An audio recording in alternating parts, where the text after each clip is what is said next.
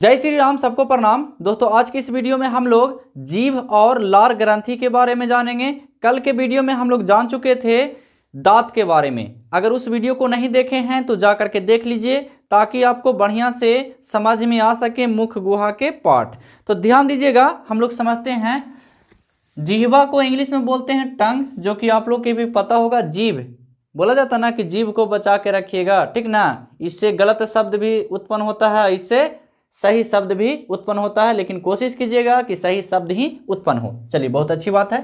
तो देखिएगा, जीभ आखिर होता क्या है, करता क्या है ना। जीभ आखिर है क्या? तो खाली बोलेला नहीं, कुछ और करने के लिए। ध्यान दीजिएगा, यह भोजन में लार को मिलाने का काम करता है। जो जीभ है बाबू, जब हम लोग भोजन करते हैं, भोजन किए तो लार उत्पन्न होता है, ठीक है।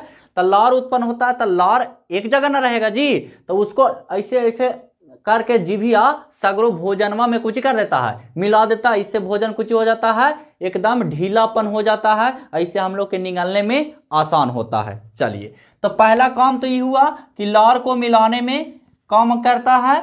और जीभ में कई संख्या में स्वाद कलियां होती हैं, और जीभ में स्वाद कलियां होती है जिसके कारण हमें स्वाद का पता चलता है। और जीभ में कई संख्या में स्वाद कलियां होता है। जैसे कि हम लोग कुछ खाते हैं तो बोलते हैं ना कि मीठा है, ये तीता, ये कड़वा लग रहा है, नमकीन लग रहा है। तो ये सब स्वाद कलियां के कारण होता है। समझ गए बात को? हाँ, चलिए हम लोग जानते हैं कि कौन सा जीभ के कौन सा भाग किस स्वाद को चखाता है। तो चलिए हम लोग समझते हैं। तो आधार की अगर बात किया जाए, जीभ के आधार, तो ये कड़वा या तीखा को चखाता है। जैसे आधार मतलब कि अंदरे वाला, तब वो कड़वा स्वाद या तीखा स्वाद को चखाता। नहीं बोलते हैं ज्यादा तीखा हो गया, कड़वा लगता है, कड़वा कड़वा लगता है। समझ गए? अब कड़वा मतलब कि गाय भैंस वाला कड़वा के बात नहीं बोल रहे हैं, ठीक ना। चलिए, कड़वा होता है। ये वाला भाग जो होता है यहां से यहां जीभ का, ये जीभ है पारा हुआ बाबू। नहीं पता चल रहा है? नहीं पता चल रहा है?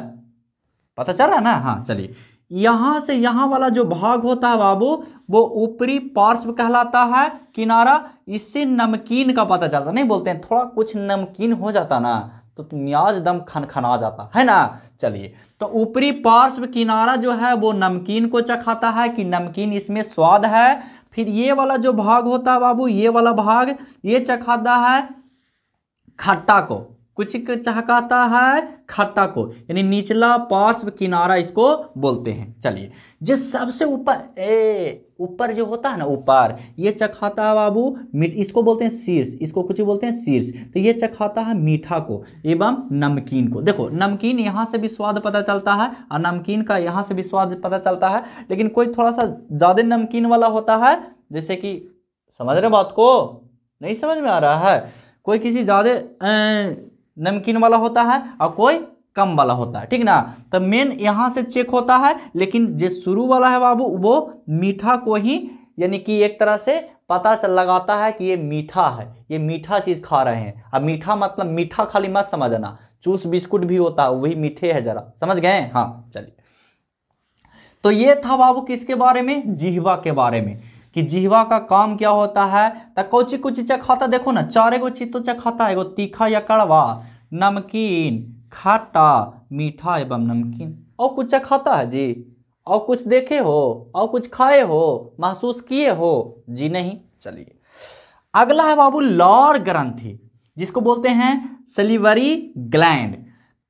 ये कहाँ रहता है, काम क्या करता है, इसके बारे में जानते हैं। तो लार ग्रंथि गाढ़ा व पारदर्शी द्रव, पारदर्शी किसको बोलते हैं? तो जिससे प्रकाश पार हो जाता है, ठीक है।